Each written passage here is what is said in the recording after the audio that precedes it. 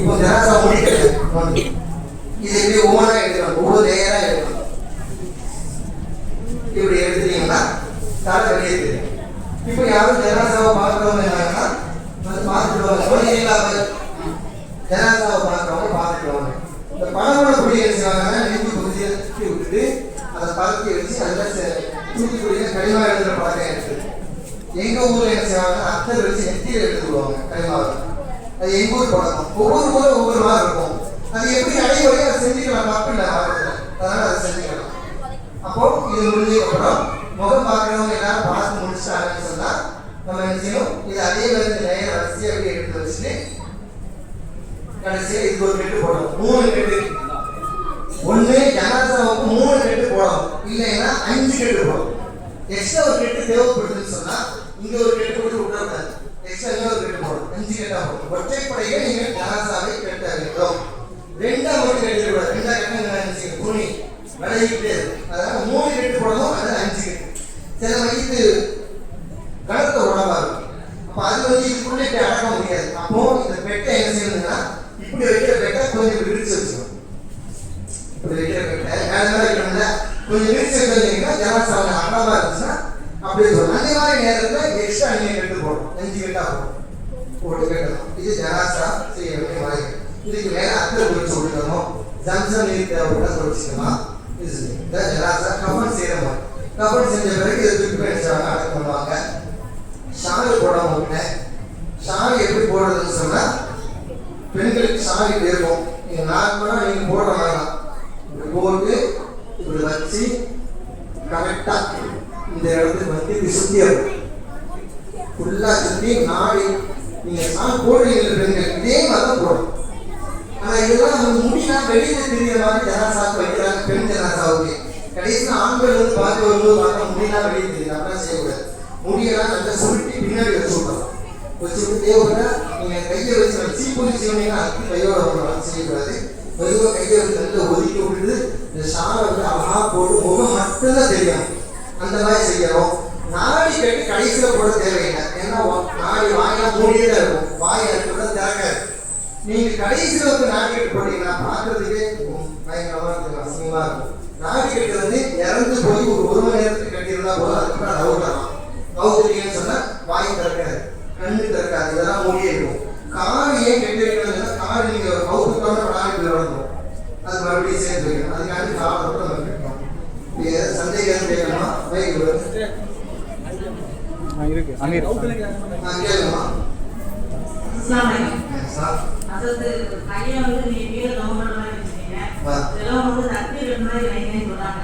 ஆமா, இந்த தக்பீர் கிட்டதுல பிரச்சனை இருக்குது. ஒருத்தன் இப்படி கிட்டதுன்னா, ஒருத்தன் இப்படி கிட்டதுன்னா, ஒருத்தன் இப்படி கிட்டதுன்னா, ஒருத்தன் இப்படி கிட்டது. ஆனா அப்படிதான் சொல்றாங்க. மனசை குளிக்க எங்களை குளிக்க வைக்க சரியா வைக்க மாட்டேங்க. அதனால ஹதீஸ்ல வந்து கையை நீட்டி வைக்க வேண்டும். ஹதீஸ்ல வருது. அதனால கையை நீட்டி வைக்கலாம். ஏன்னா இப்ப நேரத்துக்கு தொடர்பு இப்படி வைக்கணும். இந்த கை நீட்டி வைக்கிற விழுந்ததுனால சில ஊர் இப்படி வச்சுவாங்க. இப்படி வச்சு அப்படி லாக்கா இப்படி நிற்கும் அப்படிங்கிறதுனால இப்படி வைப்பாங்க. இப்படி வச்சு சாட போக இப்படி போய் அதை தைக்கிற மாதிரி இருந்துச்சு. அந்த தக்பீர் கட்டணுங்கிறது சரீரத்தில் சொல்லப்படுறதில்ல. இப்படி வச்சாலே போகும். ஆமா, சில ஊர்ல அப்படி பிடிச்சி கட்டி வச்சிடறாங்க. அது வந்து இந்த போஸ்ட்மார்டம் பண்ற இடத்துல கட்டுவோம். அப்படி கட்டி பார்த்த வயிற்று அந்த பழக்க தோஷத்தை சில ஊர்ல கட்டுறாங்க. போஸ்ட்மார்டம் பண்ணி வரும்ல அந்த வயிற்று வந்து கை கட்டி தான் இருக்கும். அதனால விழாப்படாது கட்டி வச்சிருப்பாங்க. அந்த மாதிரியே சில ஊர் அப்படி கட்டிக்க வராங்க. அப்படி கட்டணும்னு அவசியம் இல்லை.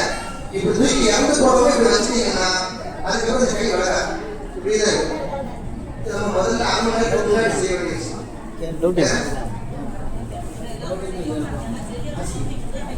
தயவு செய்து யாரும் மையத்துக்கிட்ட போறதுக்கு பயப்படாதீங்க. மையத்துலாம் உங்களுக்கு ஒன்றும் செய்யாது. நாளைக்கு நம்ம ஊருக்கு வந்துடும் அப்படின்லாம் சில பேர் நினைக்கிறாங்க. இந்த அகால மரணம் அடைஞ்சவங்களே வரமாட்டாங்க. இந்த தூக்கில் இறந்துருப்பாங்க, தீ பிடிச்சி இறந்துருப்பாங்க, பேயா வந்துருவா அப்படிலாம் மாற்றிக்கிறவங்களே கிடையாது. கொலை பண்ணப்பட்டவர்கள் எல்லாம் பேயாக வருவாங்கன்னா அப்படி பேய் ஜெயிக்கதான் வைக்கணும்.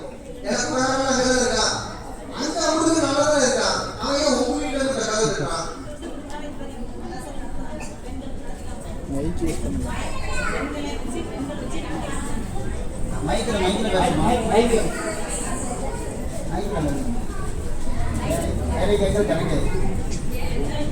மைக்கு ஆன் பண்ணி. ஓ பெண்களுக்கு 2 வருஷத்துக்கு முன்னாலே எங்களுக்கு வந்து பெண்கள் வச்சு இப்படி செஞ்சு காமிச்சாங்க. இந்த வருஷம் நாங்கள் அதை பார்த்து தான் செய்யறோம். சில வீட்டில் செய்யறவங்க அவங்க குடும்பத்தில் உள்ளவங்களும் முன் வர மாட்டேங்காங்க. நாங்கள் செய்யறவங்களையும் குறை சொல்லிக்கிட்டே இருக்காங்க. அப்போ அந்த இடத்துல நமக்கு கஷ்டமா இருக்கு. அது வந்து அல்லாமே நம்ம பொறுத்து ஒரு விஷயத்தை ஈடுபடும் போது பொருளாதார கருத்துக்கள்லாம் நிறைய வரதான் செய்யும். ஒரே விஷயம் வழிகாட்டியாக நான் போவேன். இந்த போன வருஷம் நான் அஞ்சுக்கு போயிருந்தேன். அப்போ என் கூட ஒரு 60 பேர் வந்திருந்தாங்க. இந்த 60 பேருக்கும் எங்க டீம்ல வந்தவங்க எங்க போயிட்டு வந்தவங்க அவ்வளவு பேருக்கு நான் வழிகாட்டியா இருந்தேன். யாருக்கு என்னென்ன செய்யணும் அதெல்லாம் செஞ்சு கொடுத்தேன். கடைசி எப்படி கொடுத்துருக்கலாம் அசல் தெரியும் ஒழுங்கா செய்யலாம் அதிகம் கம்ப்ளைண்ட் பண்ணுவேன் அப்படின்னு ஒரு ஆள். இப்போ நான் அதிகம் சாப்பாடு வரலையா இது நானா பண்ணணும்னு பண்ணிட்டு இருக்கேன் அப்படின்னு நம்மளாம் விரும்பிதான் நம்ம செஞ்சுக்கிட்டு இருக்கோம். அதை வந்து சில பேர் என்ன செய்யறாங்க கேட்டா குறையா பேசுவாங்க. அந்த காதல எனக்கு தேவையில்லை செய்யவா வேண்டாமா செய்யறேன் வேண்டாம் ஒதுங்கிடும் அல்லது குடும்பத்தார்கள் செய்யக்கூடிய சொன்னாங்கன்னா நல்ல செஞ்சவங்க கூட நின்று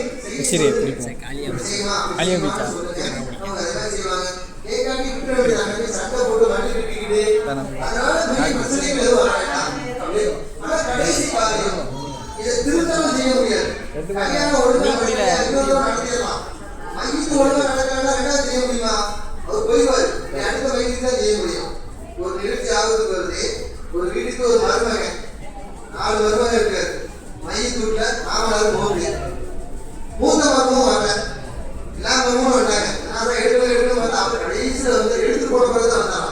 நானே சத்தம் பண்ணலாம் ஏன் மருமகன் மூத்த மருமகன் மையத்து இருக்கும் மாதிரியே வரக்கூடாதான் அடுத்த வயதுல அவர்களே வந்துடுறாங்க. அந்த மாதிரி யாருக்கு சொல்லிட வேண்டாம். மையத்துக்கு செய்யற காரியம் ஒரு தடவை செய்யறது. அந்த குடும்பத்தார்கள் செய்யறதுக்கு முயற்சி எடுங்க. இல்லைன்னா நாளைக்கு உங்க ஜனாதா இப்படிதான் அடுத்தவர்களுக்கு ஒப்படைக்கப்படும் என்பதை மறந்துடாது. நாளைக்கு உங்க மையத்துக்கு எவ்வளவு கிட்ட வரமாட்டான். நீங்க அனாதையா கிடப்பீங்க. எல்லாம் பாதுகாக்கும். நம்ம இறங்கி செயல்பட்டா நமக்கு ஊரே சேர்ந்து மரியாதை செய்து நல்ல முறையில் அடக்கம் செய்யப்படுவார்கள். இஸ்லாமியர்களை தவிர கண்ணியமான முறையில் ஜனாதாவை கையாளக்கூடியது உலகத்தில் யாருமே இல்லை. நீங்க எங்கெல்லாம் போய் பாருங்க. ஜனாதாவை எப்படி வைக்கணுங்கிறது நிறைய பிரச்சனை இருக்கு. எனக்கு நிறைய பேர் ஜனாதா இருக்கான். நான் இப்படி வைக்கக்கூடாது அப்படிதான் மார்க்கெட்ல ஜனாதாவை முன்னோக்கி கால் இருக்கிறது. இதுதான் மேற்குன்னா இந்த இருக்குல்ல இறந்த பிறகு மையத்தை இப்படிதான் வைக்கணும். தலை கிழக்க இருக்கணும். மேற்கு நோக்கி கால் இருக்கணும். அந்த ஜனாதாவை நிறுத்தினா அவரு தொழுகைக்கு தயாராக இருக்கிற மாதிரி ஒரு அமைப்புல இப்படி வைக்கணும். மேற்கு நோக்கி கால் நீட்டலாமா நம்மளாம் நீட்டக்கூடாது. இந்த சட்டம்லாம் பேச தேவையில்லை. மையத்துக்கு இதுதான் சட்டம். அப்போ மையத்தை அப்படிதான் வச்சு ஆகணும். அதனால இந்த முறையில வைக்கணும். வைக்க வழி இல்லை.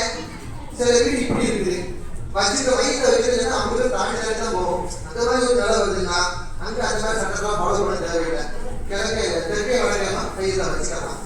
மையத்துடைய சட்டத்தை பொறுத்த வரைக்கும் எதுவும் கட்டாயமா செய்ய வேண்டியதே இல்லை. எது எது செய்ய முடியுமோ அதை தான் அப்படி செஞ்சுக்கலாம். அதனால எதுக்கும் அங்க போய் விவாதம் பண்ணிட்டு இருக்க தேவை இந்த முறையில மையத்துடைய முகம் திறந்தே இருக்கக்கூடாது. எந்த நேரம் மூடியே இருக்க வேண்டும். யாராவது பார்க்க வராங்கன்னா தொடர்ந்து பார்த்து மூடியும். அது உறவினர்களாக இருந்தால் மையத்துடைய நெத்தியில முத்தம் கொடுக்க வேண்டும். பிள்ளைங்க சொந்த பந்தம் மகரமானவங்களா இருந்தால் அந்த மையத்துடைய நெத்தியில முத்தம் கொடுக்கணும். ஆயப்பட்ட ஒரு வழக்கம் உண்டு. எந்த ஜனாதா என்னன்னு அழைக்கிறதுக்கு முன்னாடி தொழில் நடத்துறதுக்கு முன்னாடி தூக்கி தெருவில் வச்சுருவாங்க. ஊரோட வரிசையா அந்த ஆண்களுக்கு ஆண்களா வருவாங்க. பெண்களுக்கு பெண்களா வந்து நெத்தியில முத்தம் கொடுத்து போறது அதுல ஒரு வழக்கம். வெளியூர்ல இருந்து வந்தாங்க.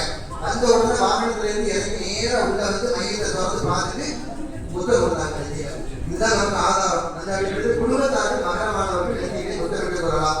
பொது செய்திகளுக்கு சில பேர் அப்படி சொல்றது ஒரு ஆள் இருப்பான். யாருமே சொல்ல மாட்டாங்க. பிள்ளைகளும் சொல்ல மாட்டாங்க. அப்படிலாம் இல்லை. பொது செய்தி தொழுதுக்கு யார் பாதிக்கப்பட்டவர்கள் அவங்க எல்லோரும் தொட்டு கொள்ளலாம். அவங்க எல்லாம் வந்து நெத்தியில முத்தமிட்டு ஜனாசாவிட்ட ஆதரவு ஜனாசா வந்து நின்று பார்க்குறாங்க. பார்த்துட்டு அப்படியே போயிடறாங்க. பார்த்தா எதுவும் சொல்லுமா பார்க்குறவங்க சராஜரிக்கு உள்ள வரணும். உள்ள வந்து சராஜரிக்கு அல்லாஹும் மக்ஃபிர் லஹு வர்ஹம்ஹு ஆண் மையத்தா இருந்தா பெண் மையத்தா இருந்தா அல்லாஹும் மக்ஃபிர் லஹா வர்ஹம்ஹா அப்படிங்கிற அதாவது யாரா இவருடைய பாவத்தை மன்னிப்பாயாக அப்படிங்கிற துஆவை ரசூலுல்லாஹி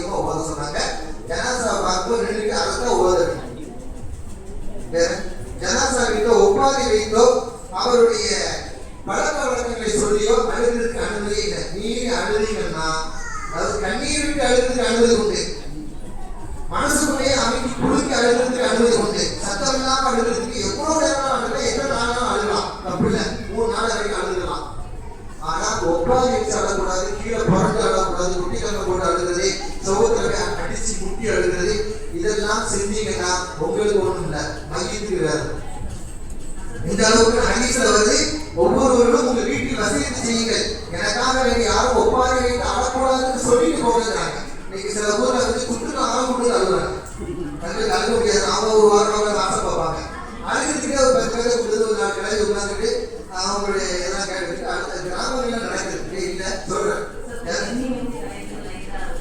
புரியல. ஜனாசாவை பொறுத்தவரைக்கும் பெருமாள் சல்லாஹ் சொன்னாங்க, மையத்து வழமையாக எதிரே குளிக்குமோ அதை கொண்டுதான் குளிப்பாட்ட வேண்டும். ஒருவர் ஐஸ் தண்ணியில் தான் குளிச்சு பழக்கம் அப்படின்னா அவர் ஐஸ் தண்ணியில் தான் குளிப்பாடும்.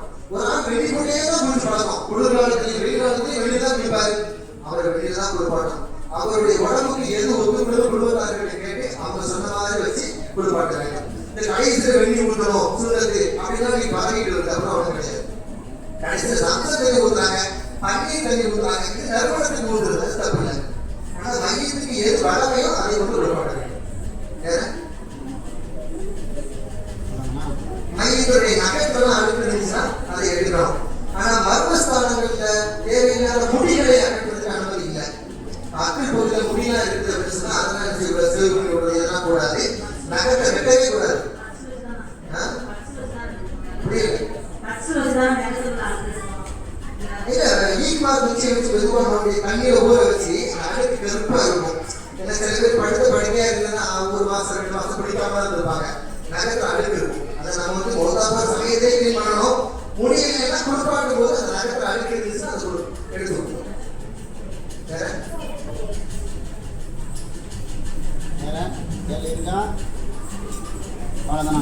முடிச்சுக்கலாமா? ஆண் மையத்துக்கு தலப்பா கட்டுறது அந்த மாதிரி காணிதான் போயிட்டேன். பொண்ணு மையத்தில் வச்சுட்டு ஒரு முடிச்சு போடணும்.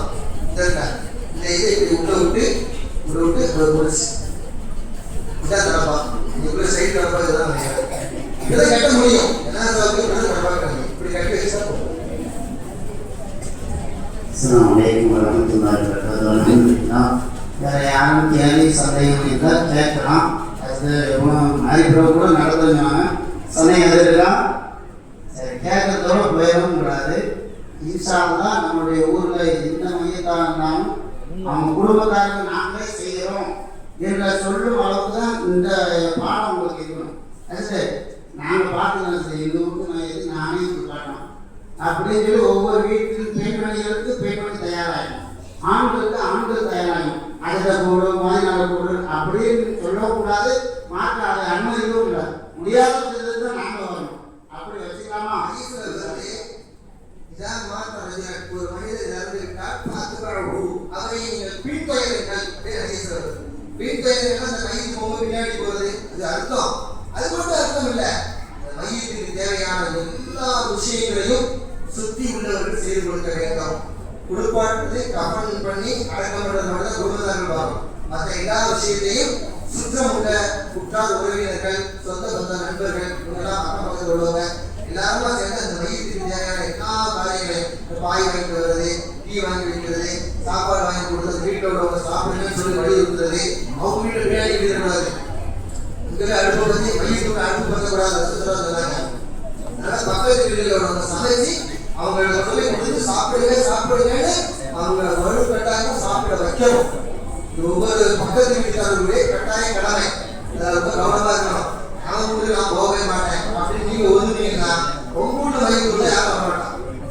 நீங்க பண்ணியான மையத்து வீட்டுக்காரங்க ஒரு நாள் சாப்பிடாம அவங்களுக்கு போடுறது அந்த மாதிரி ஆயிடக்கூடாது. அதனால பக்கத்து வீட்டுக்காரங்க சாப்பிடுறதுனால மத ஜனசா நன்மைகள் மட்டும் அடக்கம்ன்றது நன்மை மட்டும்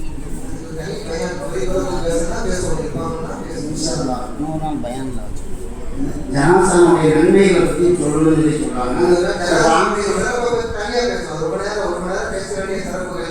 அதனுடைய நன்மைகள் என்ன நன்மைகள் என்பது கேள்வி கேட்கிறேன். நல்ல கேள்வி, நமக்கு தான் வரவேற்கத்தக்கது. ஈசாலாக பண்ணலாமா அவங்க நான் பயணிக்கும் நான் பாம்பு சொல்ல கரெக்டாக 3 நிமிஷம் இருக்கு 4 நிமிஷம் போகணும். அதனால அந்த கேள்விக்கு இன்னொரு நாள் பயணமாகவே இருக்கும். அன்னைக்கு நீங்கள் வந்து முன்னின்று சிறப்பாக நடத்துகிற மாதிரி இன்ஷால்லா. வேறு கேள்விகள் இல்லைல்ல? இன்ஷால்லா உங்களுடைய டவுட் இல்லை. இன்ஷால்லா வீடியோ எடுத்துருக்கோம், ஒசாபியில் கொடுத்துருவோம். இன்ஷால்லா ஒரு 2 வாரத்துக்கு பிறகு இதே மாதிரி ஒரு பாடத்தை ஒசாதி வீடியோ நடத்துவாங்க. அதுலேயும் கலந்து நீங்கள் வந்து எல்லாத்துக்குமே நீங்கள் ஜனத்துக்கும் ஒரு 10 பேர் சேர்ந்து 4 பேர் அதில் தேர்ந்தது 10 பேர் நிற்கணும்.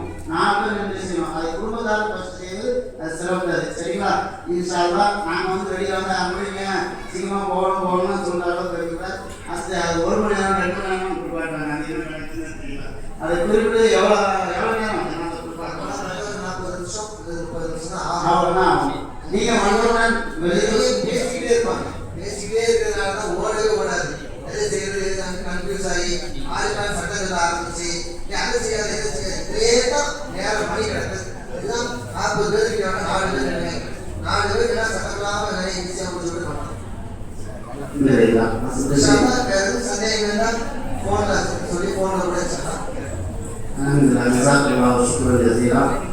அவர்கள் ரொம்ப சிரமத்துக்கு மத்தியில் சுரேஸ்வரத்தை ஜனதா முடிச்சு அங்கேருந்து ராமநாத சோழ எடுத்து தாமியை விட்டு அங்கேருந்து பைக் எடுத்துட்டு வந்து கரெக்டான நேரத்தில் வந்து மக்களுக்கு தேவையான பாடங்கள் நடத்தியதற்காண்டி